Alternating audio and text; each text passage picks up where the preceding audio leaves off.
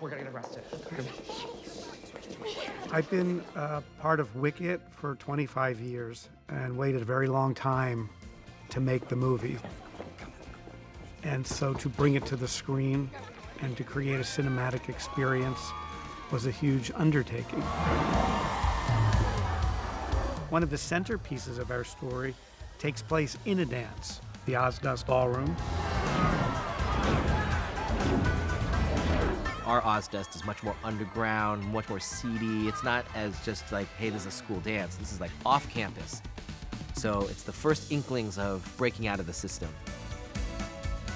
We leave Shiz now by boat. Oddly, that allowed us to think, well, we're going by boat. Like, what if Ozdust is under the river or under a lake? Maybe we've actually found the answer. I spent some time in Iceland, and if you walk under the glaciers, it's truly phenomenal. But it can't be ice because Shiz is warm. Can it be crystal cave? And can we allow light to come into it from above? And can we get the movement of fish? So then I'm presented with this massive challenge of this beautiful, huge set. It's about 185 feet by 200 feet in scale. It takes up our whole soundstage practically. And it's clear resin walls. You see under the water, and you see the fish spinning about. The fish are visual effects. But what we did do in camera was we put water tables high up in the set, and we hit moving lights into them. And so we've got ripples of light playing throughout the whole scene.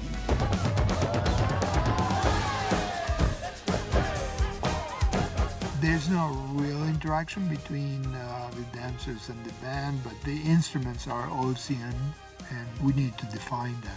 And it needed to be whimsical and stylized, but it needed to make some sense. And we are using Jon's, the director's choices that will give us some timing and some coverage and the emotional ideas that come from having an animal being part of the world. Here we go. Ready?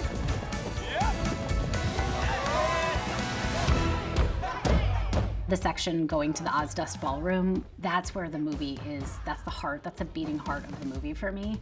And so that was a really exciting thing to work on. This whole thing is about these two girls. This is all about their relationship. We need to know where they are in relation to each other in every single moment.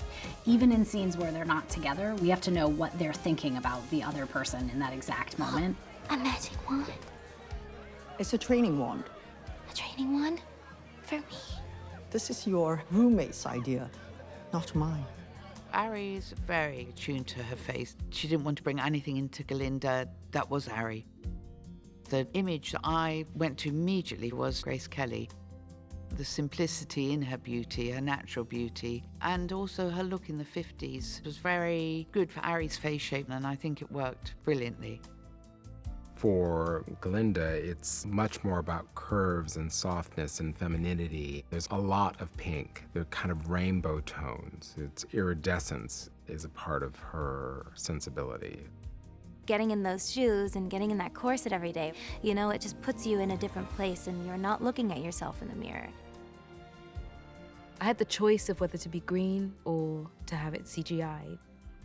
I love transformation. I love being able to become someone I'm not, because I think that's a really wonderful way of becoming a vessel for whoever you're playing. I didn't start with the World of Oz. I did start completely with Elphaba, because if Elphaba wasn't perfect, the worlds around her wouldn't work. So I really did start with finding the green that suited Cynthia Erivo. We did 60-odd tests and we put them on camera. Early on, I made the choice that throughout the two movies, we would use every color of the rainbow at some point in lighting. So for the Ozdust, we used this cyan-y blue. And with Cynthia, we found that when she was against blue, it was this really, really powerful color. It made her pop in a way that no other color behind her made her pop. I really wanted for her skin to feel textured. I wanted to make sure that you could see that that green isn't just on her, it's in her, it's part of her DNA. To walk onto a set and have everybody look at a green person, it helps the imagination.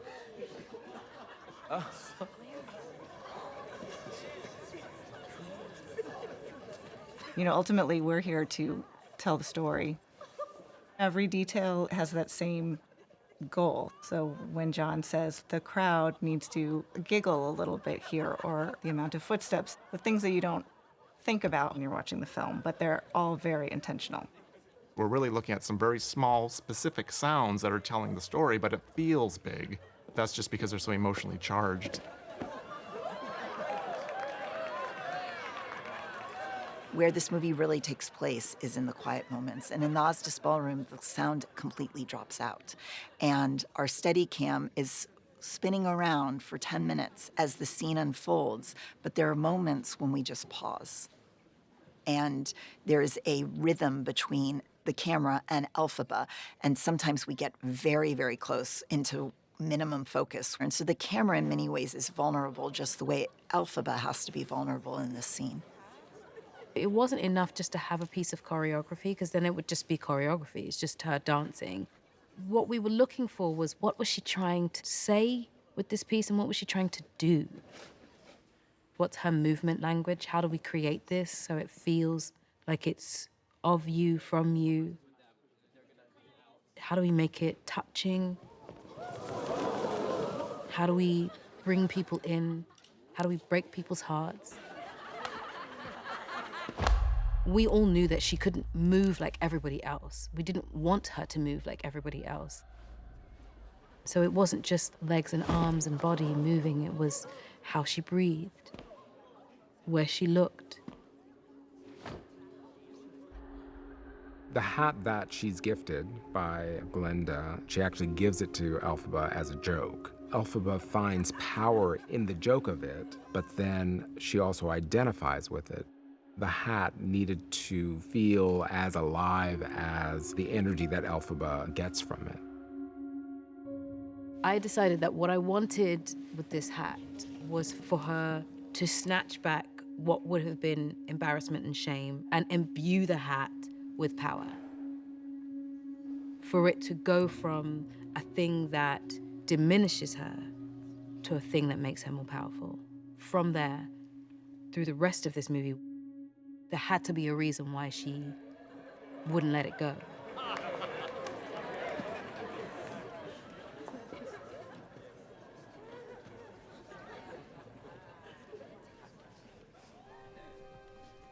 If people cry the way I do when I'm watching the dailies, nothing else matters. Maybe the most trickiest scene I've ever cut, because it's a pin drop. I used Elphaba's dance as a place to start because it really affected me emotionally, and then built Glinda and Elphaba's dance together second.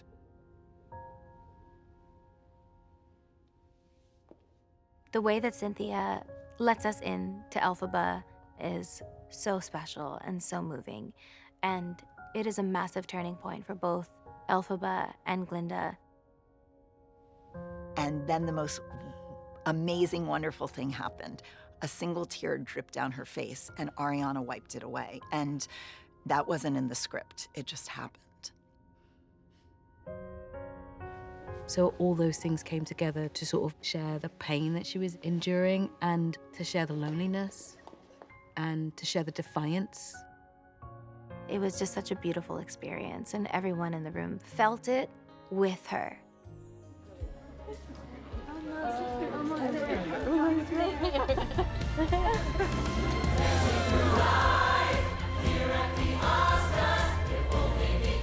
I'll never forget 1 minute of that day.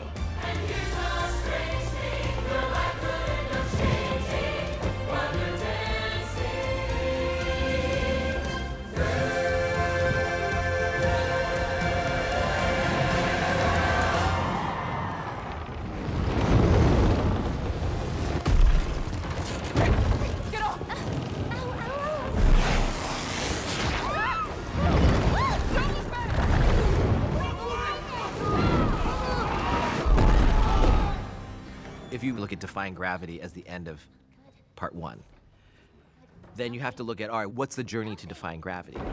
Calm down. For Elphaba, we purposely have always seen elevation or height as a destination for her, That's the moment we're waiting for, is her freedom, her release. She doesn't have to prove herself to anyone.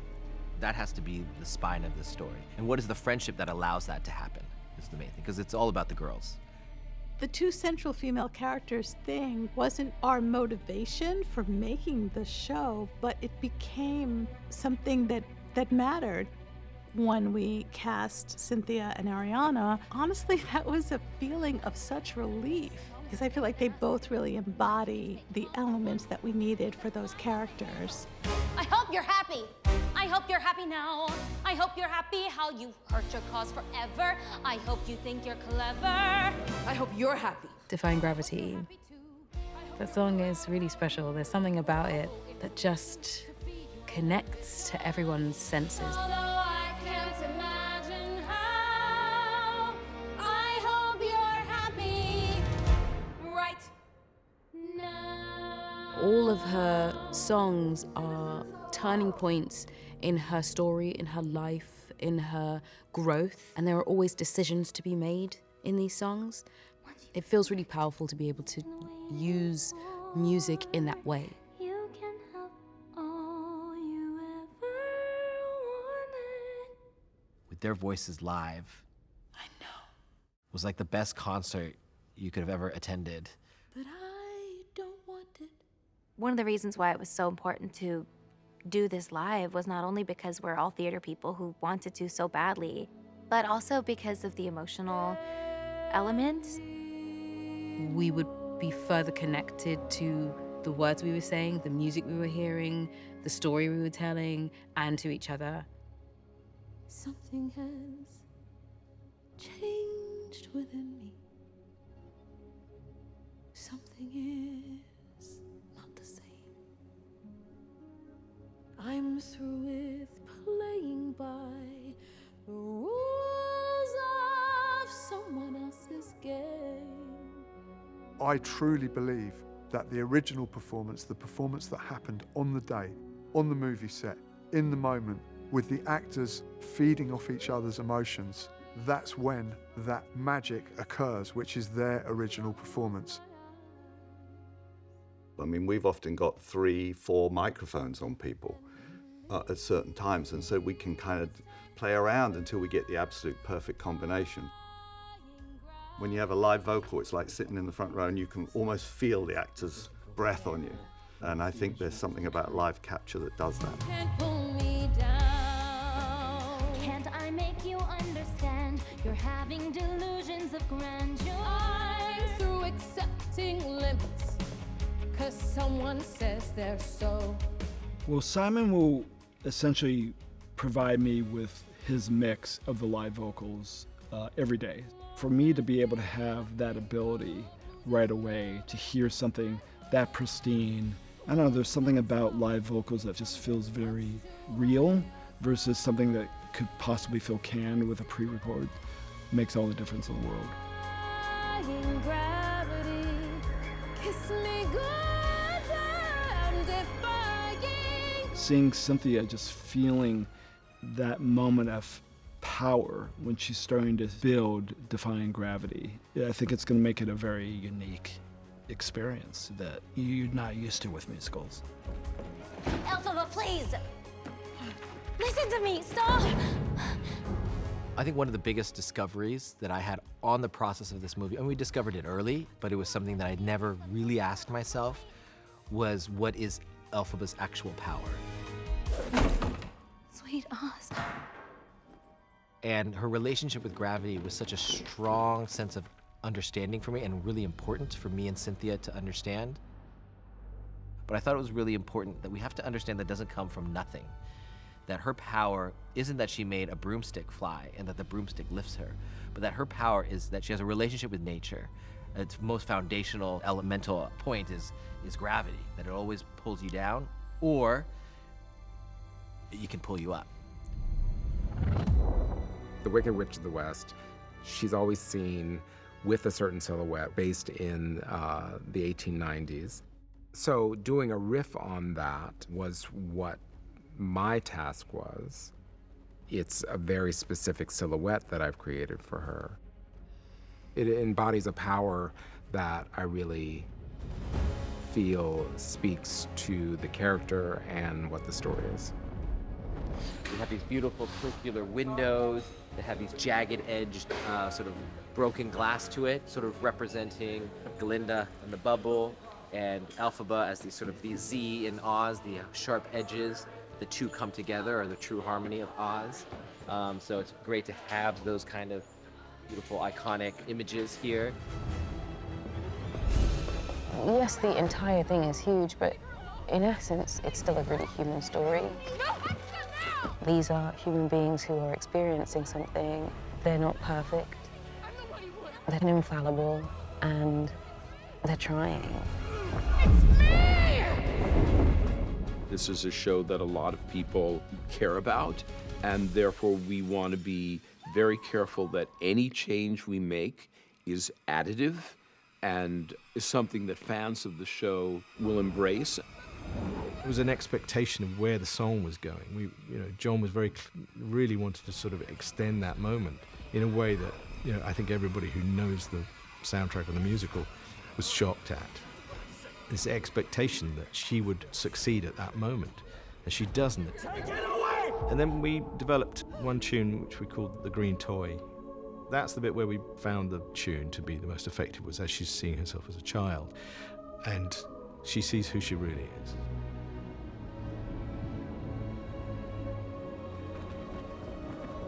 It was very important to the structure of movie one, that we can get to the girl who dreams, to those dreams crumbling, to that woman flying above the dreams and beyond, but knowing that it was not just a gift. There was something she had to choose and something she had to fight through.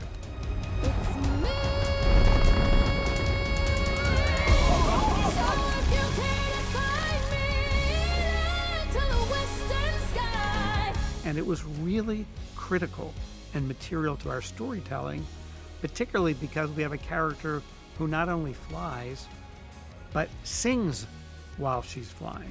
Take a message back from me. Tell them how I'm defying gravity. This is never a question. The question really was, how is this going to happen whilst I'm however many feet in the air? I put myself through it because I wanted the challenge, and I wanted to know that I could sing in those situations.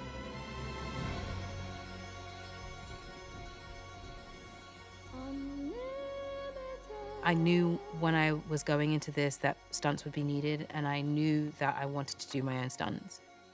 There's a part that you can't really prepare for, which is just how a harness will feel on you when you're moving in it. It's a really strange sensation because I have to shift the way I breathe in order to sing. But I think it's really important because I wanted to feel the flight, feel the feeling of being off my feet or falling, to be able to feel what I was singing. And when it works, it really does feel like magic. And if I'm flying so low, at least I'm flying free. I think the crane gave us the most options in terms of being high to being low very quickly, and also seeing the world in a different way. We're rarely at eye level the whole time, so we're able to change perspective very, very quickly, and also just have these dynamic moves in these sets that are massive. There is a lot of visual effects in this movie. There's set extension, particle work, dust, and creature work, and establishing a world and having somebody fly, but it's completely organic because I don't want to stop the director from the storytelling. The thing to remember is that, yes, we use blue screens, but it was really important to protect the actors' performance as much as possible.